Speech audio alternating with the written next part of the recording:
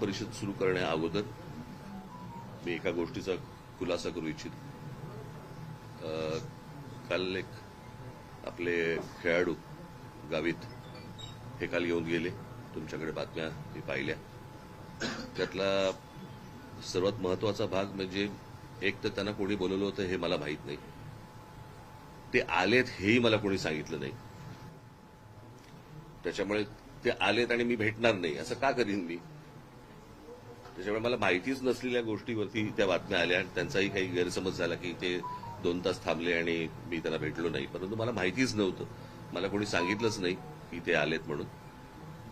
मला जर कोणी सांगितलं तर मी निश्चित त्यांना नक्कीच भेटलो असतो.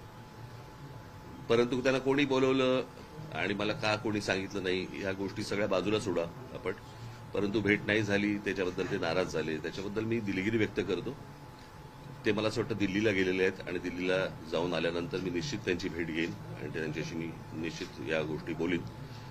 तुमचाही काही संपर्क झाला तर मला असं वाटतं त्यांच्या कानावरती ही गोष्ट घाला की मलाच काही माहीत नव्हतं. त्याच्यामुळे भेटण्याचा न भेटण्याचा काही विषय येत नाही. बाकी काय विचारा आता काय. नाशिक सिंहस्थ कुंभमेळ्यावर सध्या फोकस आहे संपूर्ण प्रशासनावर. आपल्या सत्ता काळामध्ये सिंहस्थ कुंभमेळा झालेला होता. आता आपण जी माहिती घेत आहे किंवा आपल्याला जे कळतं सिंहस्थाची कामं शहरभर सुरू आहेत. काय इनपुट्स आहेत आणि काय नेमकी अपेक्षा आहे? मी तुम्हाला माझा अनुभव म्हणून तुम्हाला सांगतो की ज्या वेळेला मी 2 आतापर्यंत कुंभमेळे मी असताना इथे झालेत. एक 2003चा आणि एक 2015चा.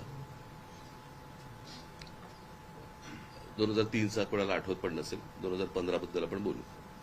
2015चा जो कुंभमेळा झाला त्यावेळेला जी काही नाशिकमध्ये जी काही कामं झाली आणि ज्या प्रकारे कुंभमेळा झाला मला असं वाटतं की नाशिक शहराला देखील कळलं नव्हतं की कुठे काय कामं सुरू आहेत आणि काय कशा प्रकारची कामं सुरू आहेत. ती झाल्यानंतर सर्वांना दिसलं की कशा प्रकारचे रस्ते झालेत आणि काय झाले वगैरे. आणि त्या कुंभमेळ्यातनं पैसे काढणं त्यातनं काही अर्थकारण हा मुळात उद्देश नसल्यामुळे तो खूप सोप्या पद्धतीने चांगल्या पद्धतीने तो त्यावेळेला झाला. आत्ताचं जे मला दिसतंय ते मला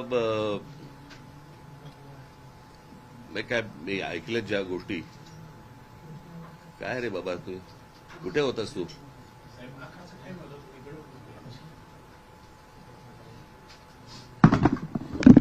सर आता राहू दे बस.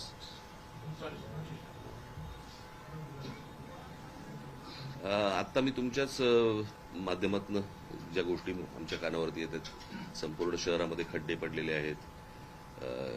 काही गाड्या ट्रक बिग सगळे खड्ड्यामध्ये गेलेले आहेत. माणसं गेली आहेत त्याच्यामध्ये खास करून. परंतु या प्रशासनाला काही नाही डिम्म येतं ना. माणसं मेल्याचं गेल्याचं यांना कुठचे काही सोयीसुद्धा नाहीये. आणि बस आपली त्या सगळ्या भागातनं म्हणजे त्या सगळ्या कामातनं कमिशन कशी मिळतील हाच फक्त एक सगळ्यात महत्वाचा भाग आहे.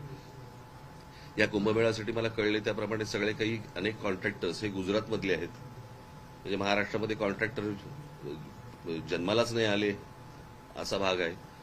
आणि वरून जे आदेश येतील त्याप्रमाणेच फक्त हे कुंभमेळे करायचे आणि महाराष्ट्रामधल्या एकूणच सगळ्या गोष्टी ह्या वरतून जे आदेश येतील त्याप्रमाणेच जर समजा हाताळायचे असतील तर त्यांना लख लाभो. दुर्दैव आहे. मला वाईट या गोष्टीचं वाटतं. इतकं सुंदर त्यावेळेला आम्ही नाशिक केलं होतं याची सगळी दुर्दशा बघून वाईट वाटतं. म्हणजे ते बोटॅनिकल गार्डन असेल किंवा माननीय बाळासाहेबांच्या नावाने केलेलं म्युझियम असेल किंवा अनेक गोष्टी ज्या त्यावेळेला केल्या होत्या त्या सगळ्या गोष्टींची बस दुसऱ्याने केलंय म्हणून त्याची वाट लावायची. मला काल का परवाच मी हा प्रश्न विचारला की त्या स्मार्ट सिटीज काय झालं त्या स्मार्ट सिटीचं? कुठे गेल्या त्या स्मार्ट सिटी? कुठच्याही देशातल्या कुठच्याही शहरामध्ये तुम्हाला काहीही दिसत नाहीये. सगळी शहरं बर्बाद होताना दिसत आहेत. आणि मला ज्या प्रकारे निवडणुका हाताळल्या जात आहेत त्याही खूप फ्रॉड पद्धतीनेच हाताळल्या जात आहेत हे लोकांनाही कळले. लोकांनाही माहिती आहेत ह्यांना मतदान कशा प्रकारचं होत आहे. परंतु जे काही करतायत मतदान त्यांनी या गोष्टींचा विचार केला पाहिजे. म्हणजे नाशिकमध्ये एवढ्या मोठ्या प्रमाणावरती झाडं तोडली जात आहेत, त्याच्यावरती एवढी आंदोलनं झाली, काही नाही, प्रशासन डिंब. आणि ते सगळं चालू असताना देखील ज्यावेळेला निवडणुका झाल्यानंतर परत जर समजा भाजपचं लोकांना निवडून देत असतील, भोगा. अजून काय बोलू शकतो मी?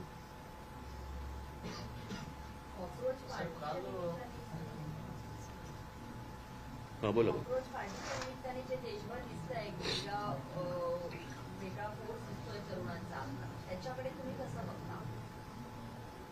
नाही, कसं आहे, आता ह्या सगळ्या गोष्टीमध्ये हे शिक्षणामधल्या ज्या गोष्टी आहेत,